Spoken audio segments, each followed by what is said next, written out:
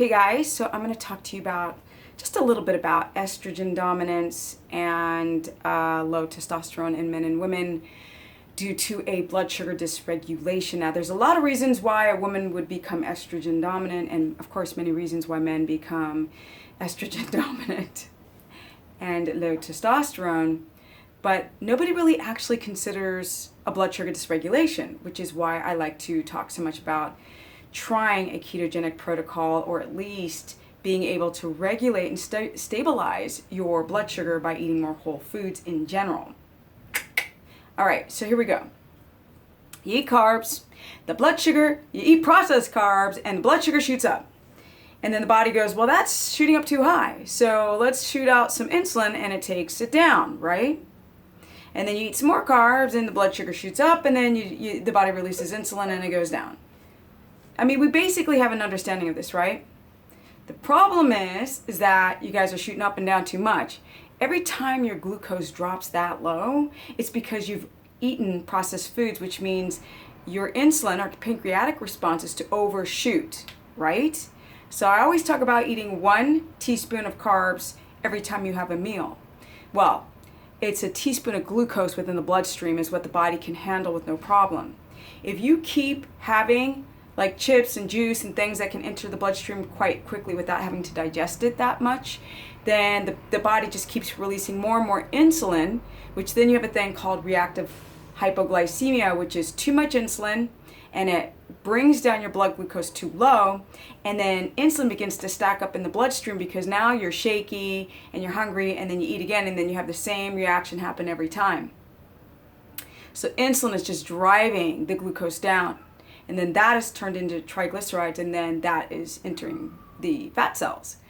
And the problem is that the cells themselves, when you have too much glucose, begin to, like, no, I'm not letting you into the cells, which is why you guys are tired all the time. And so every time that you overdo your processed foods and your blood sugar drops, then your body has to go into this adrenal response to raise the blood sugar back up. People don't think in these terms, right? They just grind work, school. I've got clients that have to study. They study really late at night. Your body never wants your blood sugar to get too low if you are definitely a carb consumer. And it will do anything to bring it back up. But then it becomes like an adrenal response constantly.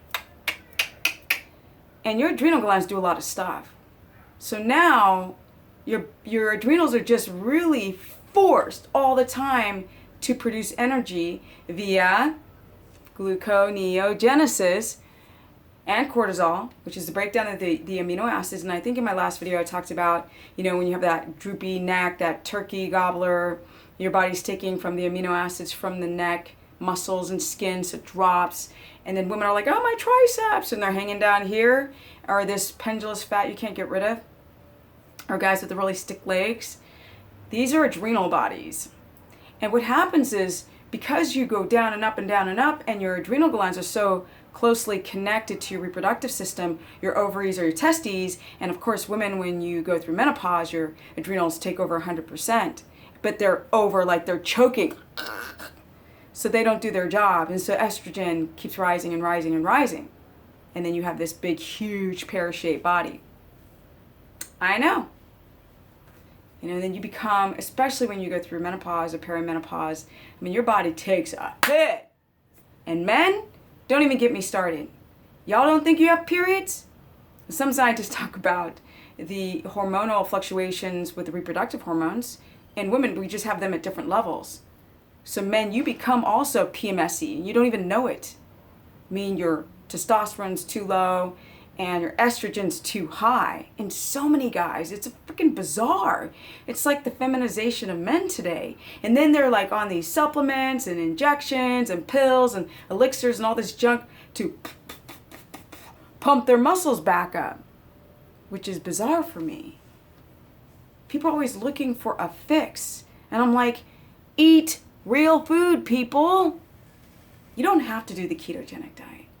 But if you do the keto diet, and you must do a strict application, because if you half-ass do keto, you're going to half-ass kick your ass. No, you're going to whole-ass kick your ass. You either do it or you don't do it. If you choose to do it, it can stabilize your blood sugar.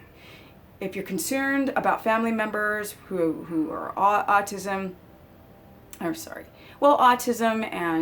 Alzheimer's and dementia, people who are brain fogged and candidated out and moody and PMSy and have more serious issues, like, as you guys know, I talk about thyroid, adrenal, leaky gut, which brings on inflammation, and people have, like, it's so bad, people have IBS and Crohn's, and people with rheumatoid arthritis or osteo and all this kind of stuff.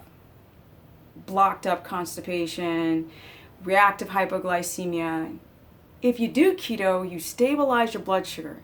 Because even with people with a glucometer who do keto, who get their blood sugar under 70, a lot of you guys develop reactive hypoglycemia, which means that your blood sugar is too low and you're not producing enough ketones. Viable.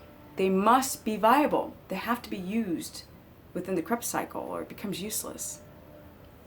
That's why you do not use urine strips to test your ketones. You use a blood glucometer.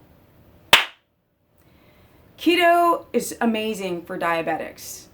Type 1, you have to be very careful and monitor your ketones. But if you're eating every couple of hours like you would carbohydrates, your ketones, I've worked with many type 1s, do not tend to have these crazy ketoacidosis numbers, which is very tiny percent of the society can develop ketoacidosis if you have an infection like meningitis. But otherwise, it's primarily type 1s.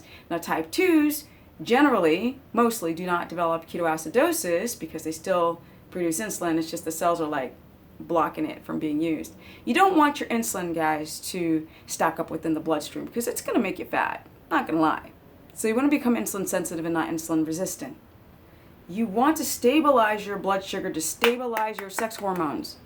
A lot of women have wonky menstrual cycles. They're either like 3 days or they're freaking 50 days or they don't have it or they've missed it and then they're just becoming so estrogen dominant.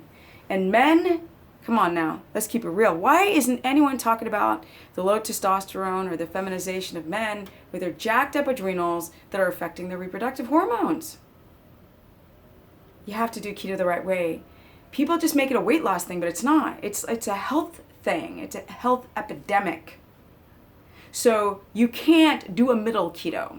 You might have an allergenic response to certain foods, which is why I tried to get people to cut out potentials, right? Because if you have a histamine reaction within the bloodstream, your ketones become unviable. And you wouldn't even know that you have a sensitivity.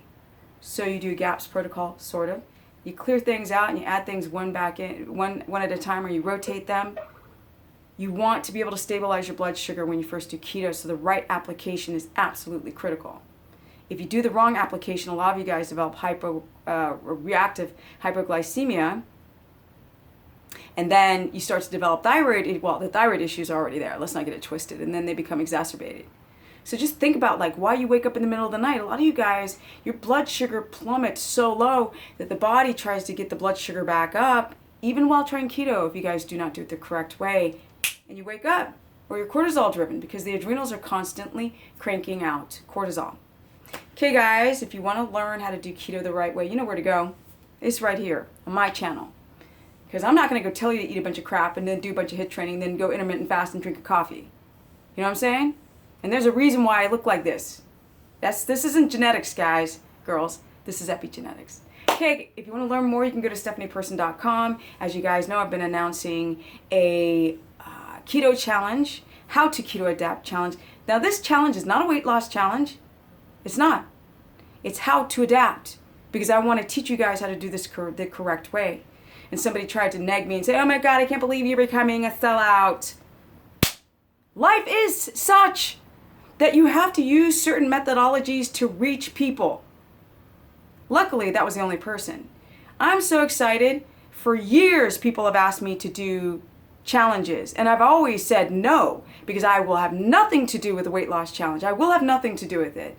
But then when someone came to me and said, no, you can just teach people how to keto adapt the correct way and do it in a challenge form, I was like, bingo, awesome.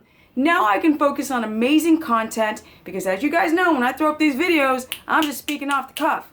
But I'm going to organize this stuff exponentially, and I'll have a Q&A group on my Facebook, a private Facebook group for the people doing the challenge, plus a lot of cool videos and a lot of amazing guides that will be sent to you.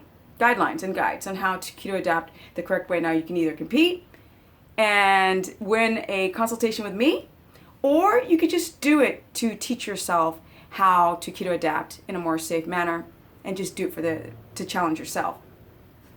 And you guys know I'm going to South Africa in January. I'm going to Australia, March and April. It's all being worked on right now. Somebody even tried me to go to Bali to speak, so I might be going there. But I also have another really big surprise that I will be announcing soon.